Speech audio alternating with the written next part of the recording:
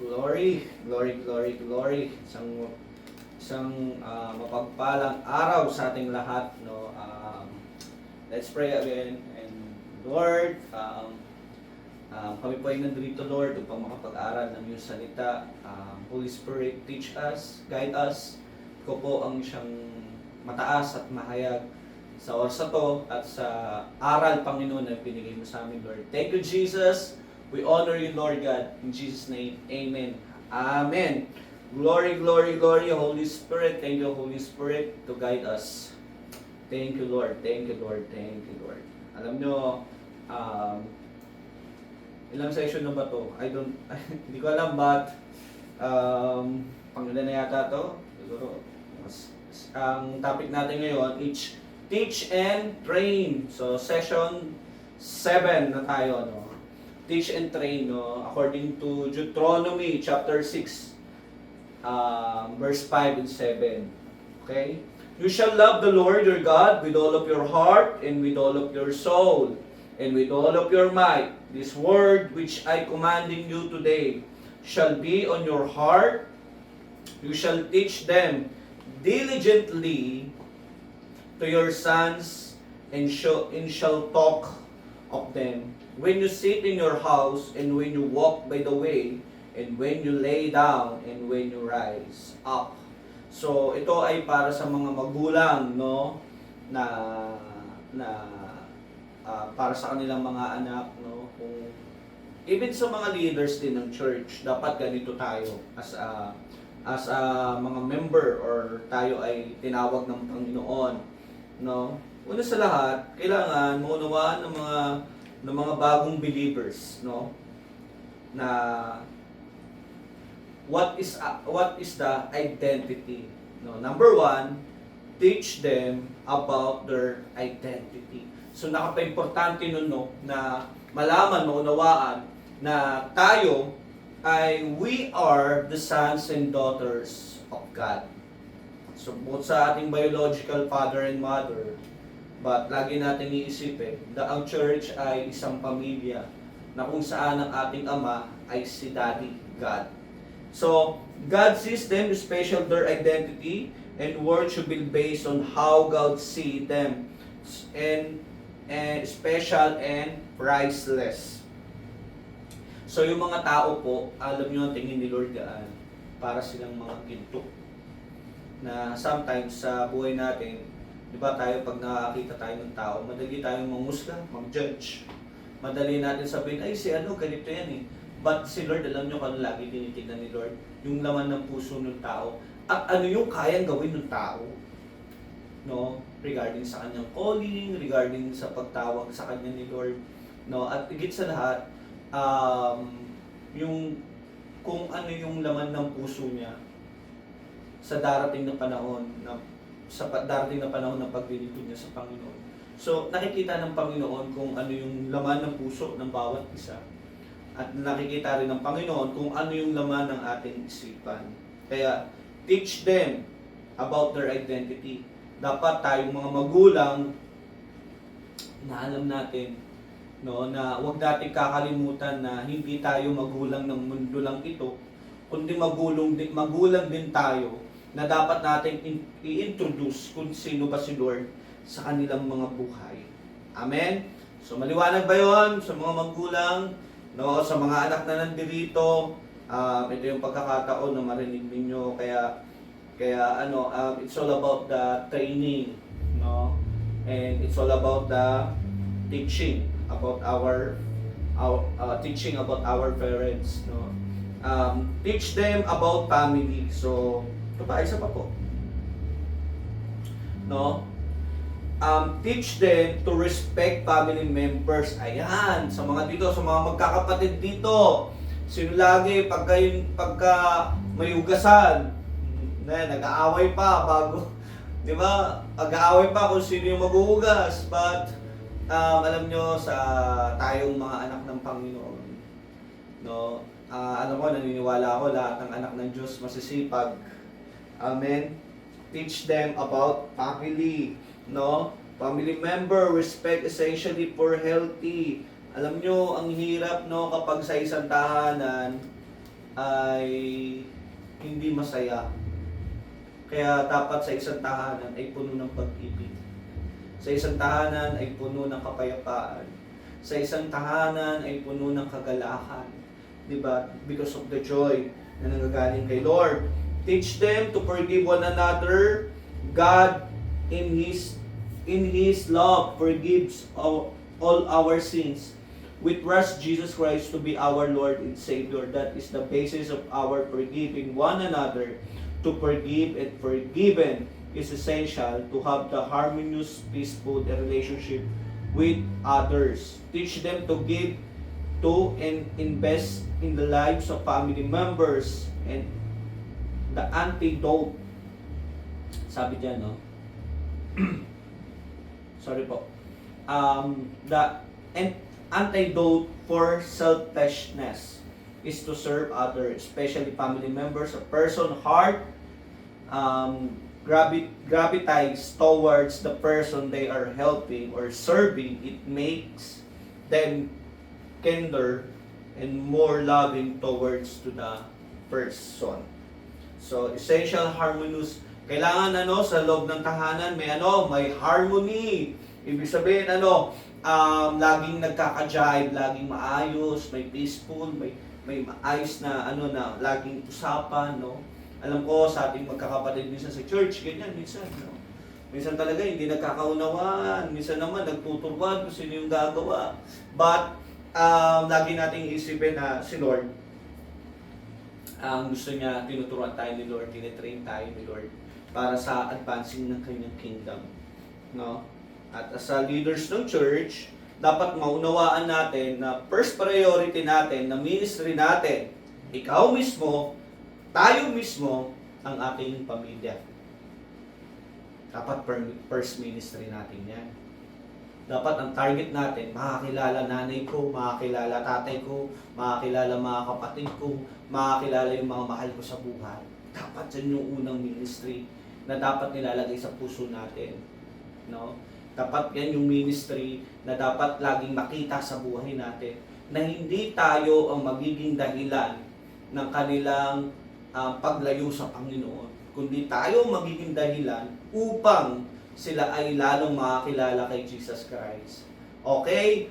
Napakaganda nun, kapatid, kapag lagi natin ini-exercise, no, yung ating calling kay Lord, yung ating pagpapagamit sa Panginoon, especially kung paano ba naging partner natin si God sa ating pamilya. Lagi ko talaga iniisip yon dati na kapag ako ay nakakilala sa Lord, ay talaga naman na gusto makakilala yung family ko. Alam nyo, yung kapatid ko na nasa Dubai, nakakilala na siya kay Lord. No? Ang aking nanay ay nakakilala sa Panginoon. Yung aking tatay, bago siya umuwi ng province, no? Siya naman ay nakakilala rin kay Lord.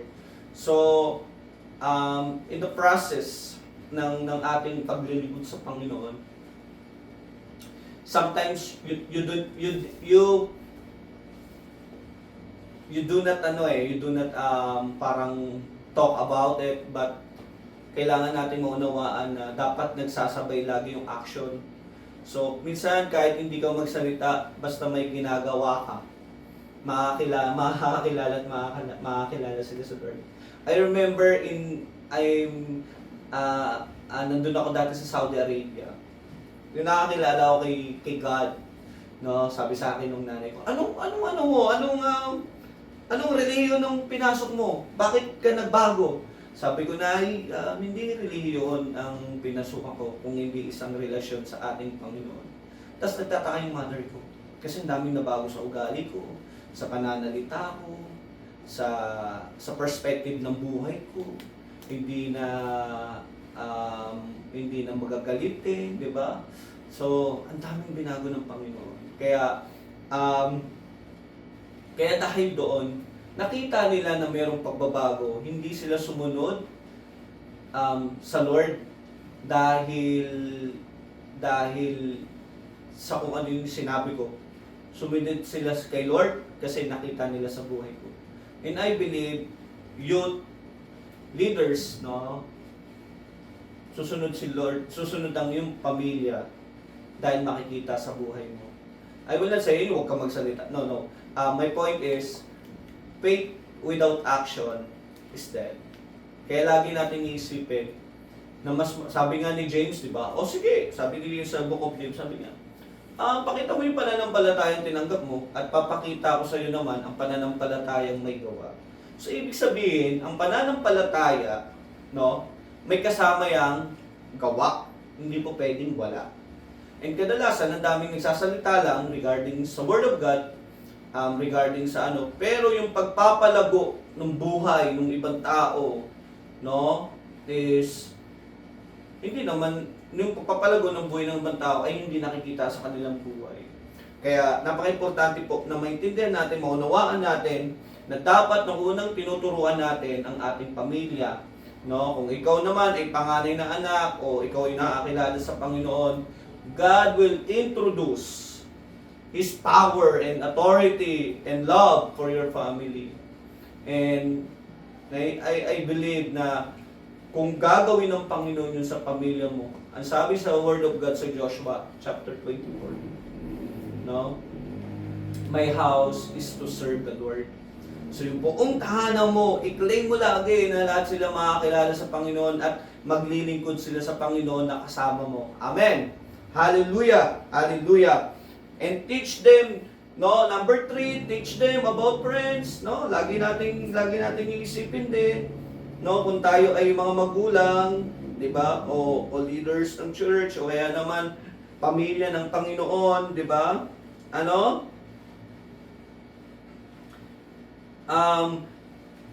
Teach them about friends. They need to choose friends wisely. Ayan. Lagi tayong piliin natin kung sino yung mga taong makakasama natin sa buhay natin. The people we spend the most time will be ones to influence us the most. So, ayun, tama ang Word of God. Sabi sa 1 Corinthians chapter 15, verse 33. Sabi niya dyan, di ba? Kung sino daw yung lagi nating nakakasama, siya daw yung mas malakas ang influensya sa atin. Kaya kung sino lagi yung nakakasama mo, maaari yun yung maging ugali mo. Kung dati tahimik ka, nakakapagkasama ka ng sobrang ingay, possible na maging mas maingay ka pa kaysa sa kanya. O kaya naman, laging kung pangit yung mga ginagawa noon, hindi na rin tayo magugulat kung one day, ganun na rin tayo. Okay?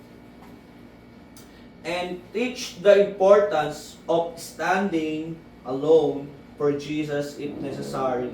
They need to commit to obey God and to please Him. No, turuan natin yung mga anak rin natin, no, sa mga pamilya na nandiyan ngayon dito sa pamilya ng House of the Lord. No, turuan natin yung mga anak natin, turuan natin yung kapwa natin believers, lalo na yung mga bagong believers, no, na mag-stand sila sa pananampalatayang tinanggap nila kay Jesus Christ.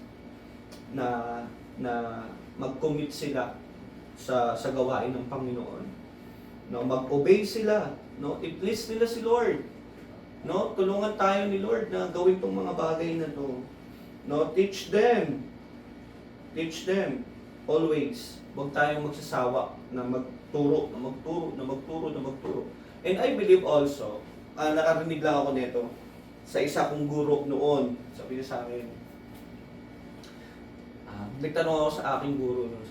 Sabi ko, paano po kayo naging dalubhasa sa ganitong larangan nung ako'y nag-aaral pa sa Bible School? Sabi niya sa akin, bagamat ako'y naging maestro na o teacher,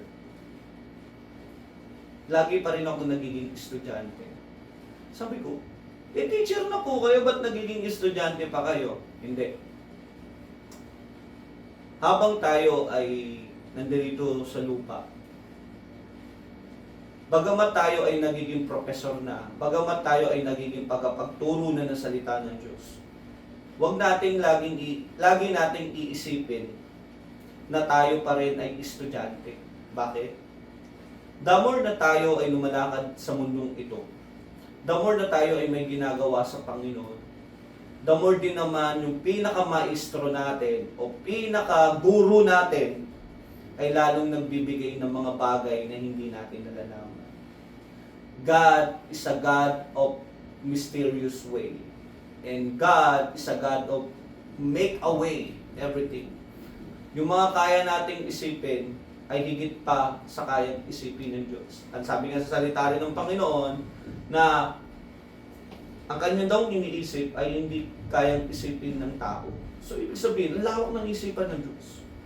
Kaya kung meron man tayong dapat pagkuhanan ng knowledge at wisdom and teaching, walang iba yun sa ating Panginoon. No? Yung mga bagay na hindi natin naunawaan, sabi sa kanyang salita, ay kanyang ipapaunawa, yung mga misteryong na dapat nating makuha, no? Ay ating maunawaan. So, kaya tayo bilang as a family, bilang pamilya ng Diyos, sa mga nakakabata nating kapatid, o sa leaders na binigay sa iyo at pinagkatiwala sa iyo ng Panginoon, ngayon, ilaki mong isang puso na dapat kang magbahagi. Hindi puro pakuha, kundi ibinabahagi ang salita ng Panginoon. Okay? So, ang ating tinanggap ay isang pagbabahagi, no? Sa mga bagay na ating natutunan sa Panginoon. So, okay. Now, teach them and that tolerance of other views and beliefs does not man acceptance and approval when these are against the biblical world view. Ito pa.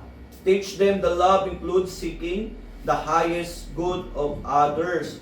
Tayong mga leaders ng church, tayong mga nasa ministry, tayong mga believers ni Lord, no? Lagi nating tatandaan na wag mong i-tolerate yung sarili mo na kapag lagi ka na lang sa social media, no, para bang nagtuturo na sa iyo yung yung social media, yung nagtuturo na sa iyo yung yung mga vlogger, yung mga nagtuturo na sa iyo yung mga nakikita mo sa lansangan na walang pagkakilala sa Panginoon. Dapat ang nagtuturo sa atin ay yung mismong nagbabasa ng salita ng Diyos, yung mismong may relasyon din sa Kanya. 'Di ba? Nandiyan ang ating mga pastor, nandiyan ang ating mga elders of the church, nandiyan yung mga tinawag ni Lord para magturo. So, we need to prepare ourselves na tayo handang magpaturo sa salita ng Diyos. Amen. So, teach them about the Word. No? Ito pinsan ng kapag hindi nalaman ng tao kung anong kalakaran ng mundo, mas lalo rin siya mapapahamak.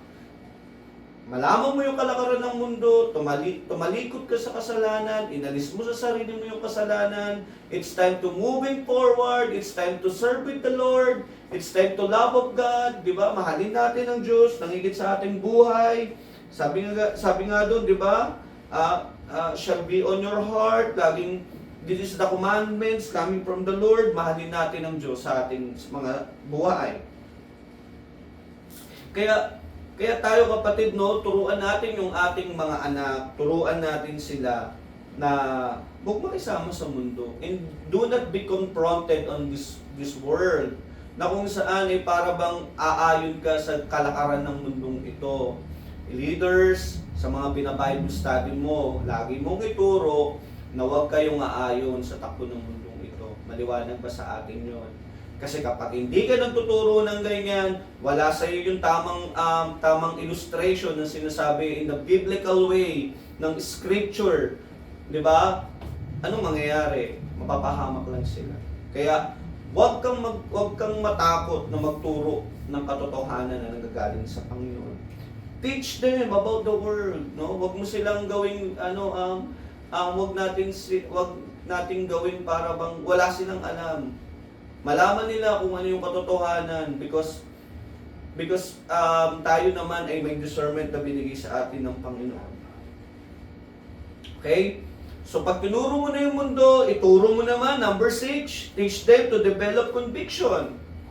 Not just to guilt, kasi kadalasan guilty ang nakukuha ng tao, hindi. Turo mo sa kanila kung ano ba yung conviction. Ano ba yung conviction? Conviction is temptation are inevitable, but conviction can protect our family members, children, and disciples from falling in making wrong choices. They need to decide in advance what they will do. When temptation comes, some of the conviction they need to internalize. So, ibig sabihin, kapag may conviction ng isang tao, ano nangyayari? Ini-internalize niya kung tama ba to o mali ba to, nakakalugod ba to kay Lord. O, ito. Kapag ang isang tao is para bang bumababa yung kanyang conviction kay Lord, ibig sabihin nun, he or she is falling to sin. Bakit? Kasi, the more naman na ikaw ay nagbababad sa salita ng Diyos, malabo na merong na pumasok ang temptation sa buhay mo. At natitrace mo kagad yan, ay ito hindi ito galing kay Lord. So, it's time to conviction. The conviction is the movement of the Holy Spirit. So, si Holy Spirit mismo ang nagbibigay ng conviction na yon, not just to guilt. Bakit? The Holy Spirit is to convict us because we are a part of the Holy of Holies of Jesus Christ. Diba? Yes, we are living by the grace of God, but huwag natin kakalimutan na we are also living in the holiness of God. Okay? God is a God of judge. Alam niya kung tayo ba ay namumuhay pa sa kasamaan o tayo ba ay namumuhay sa piling ng Panginoon. Ulitin ko po, the grace of God is sobrang lawak niya. Pero wag nating kakalimutan na si Jesus Christ din is representing of the holiness of God. No? May holy si Lord. Kaya nga sabi sa Word of God, holy, holy is the Lord Almighty. So, Almighty, no? Kaya the Holy Spirit teach us, empowered us, convict us, na na ma-develop kung ano yung character na meron tayo. Bakit? Kasi holiness is a part of our character. Kung si Jesus Christ is kung si Jesus Christ ay meron siyang purity, no, wala siyang pagkakasala. What if pa kaya tayo mga kapatid? Tayo is a lot of sin, but we need to maging malakas sa atin yung conviction na nanggagaling sa Panginoon. Do you remember that Jesus dun sa Ilog Jordan na kung saan binaptize siya binaptize siya ni John the Baptist? Ano yung bumaba? It's like a dove. Pero yung tayo dun sa Acts, no? Anong bumaba sa atin?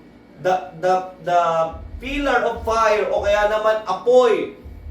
Bakit? Because of purity. Anong pinagkaibahan nilang dalawa? Bakit dove yung bumaba kay Jesus Christ? Because of the gentle. The Holy Spirit is a gentle. No, kapag purified ka, kapag may purity ka, napaka-gentle ng Holy Spirit. Pero kapag ikaw naman ay merong sin, anong gagawin ng Holy Spirit? Tutokpokin niya lahat. Lahat ng bagay na hindi galing sa Panginoon. And it's time to empower us. Grabe. This is the conviction of the Holy Spirit. Kaya pag sinabing conviction of the Holy Spirit is purify us, to empower us. No, ini-empower tayo ng banal na Espiritu. No? Yun po ang developing of conviction.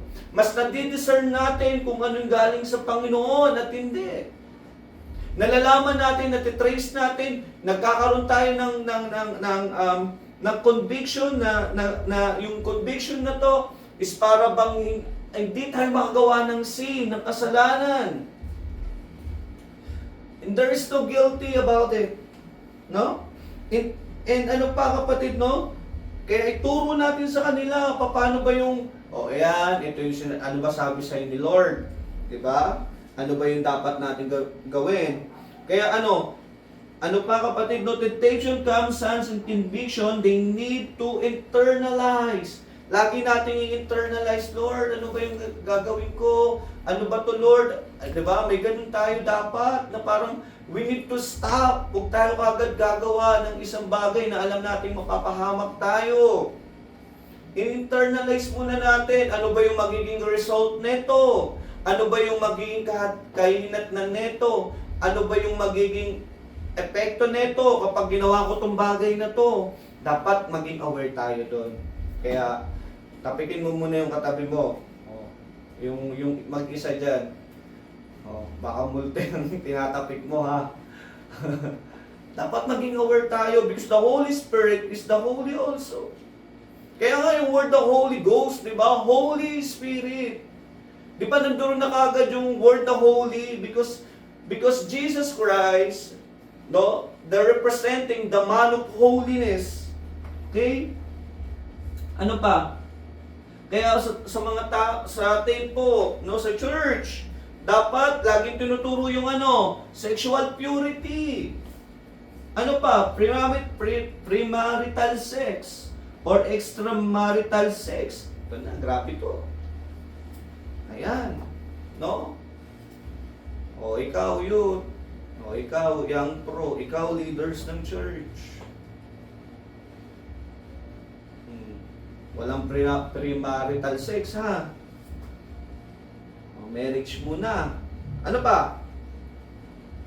Do not be extramarital sex. Para bang parang nagiging normalize sa ating mga youth. Alam nyo ba, nakakalungkot kasi ayon sa pag-aaral sa US,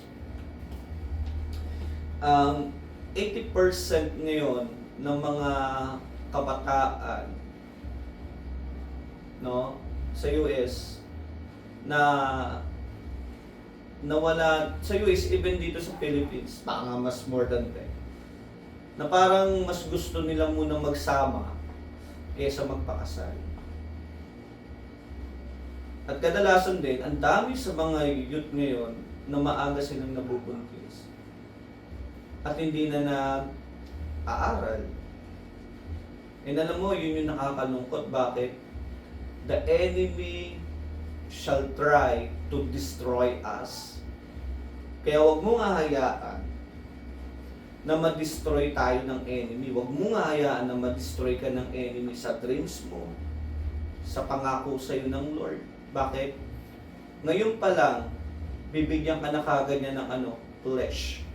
Bibigyan ka niya na kagad ng mga kagulooban, kagustuhan ng flesh mo.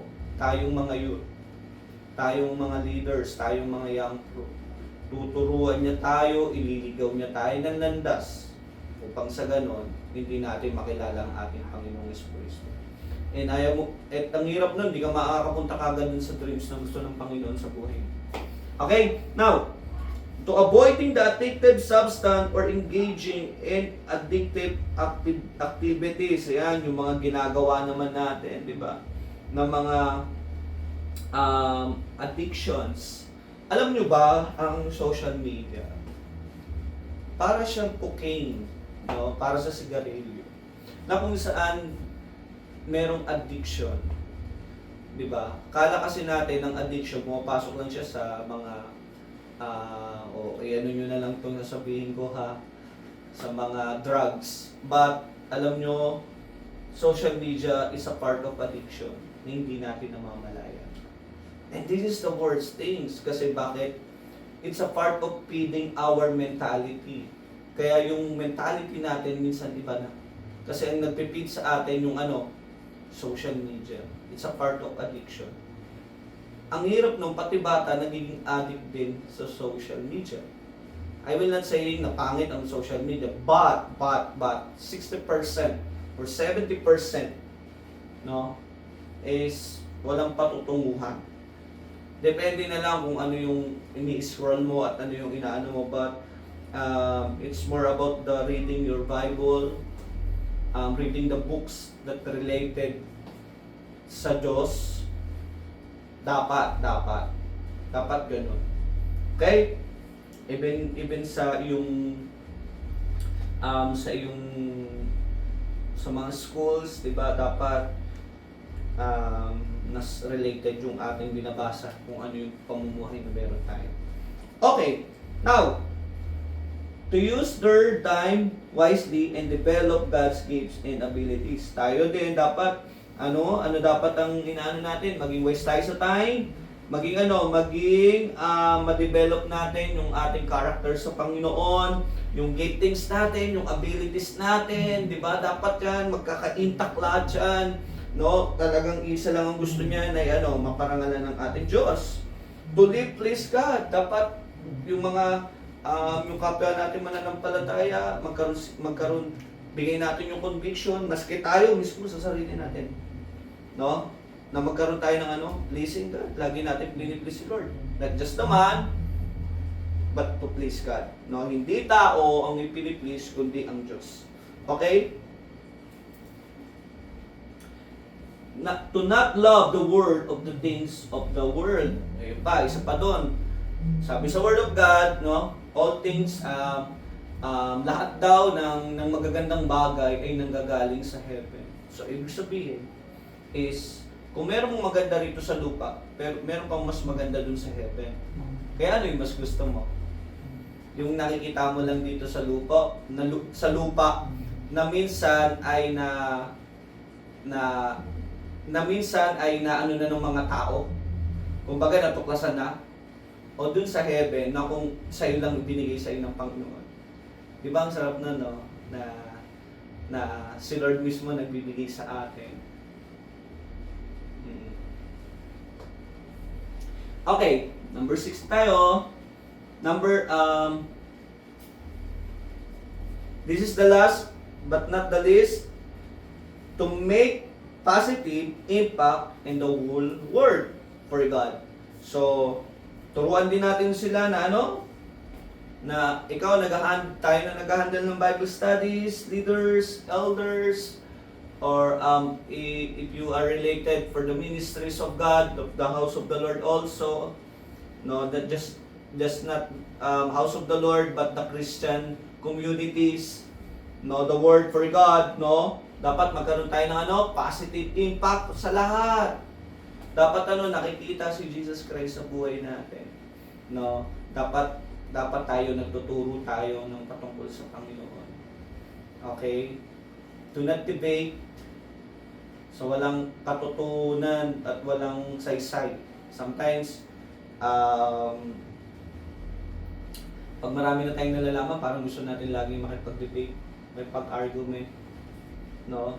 So tinuruan tayo ng Panginoon na maging banayad sa lahat ng bagay. What is banayad? Para bang lahat ay smooth, maging maayos ang ating kaisipan.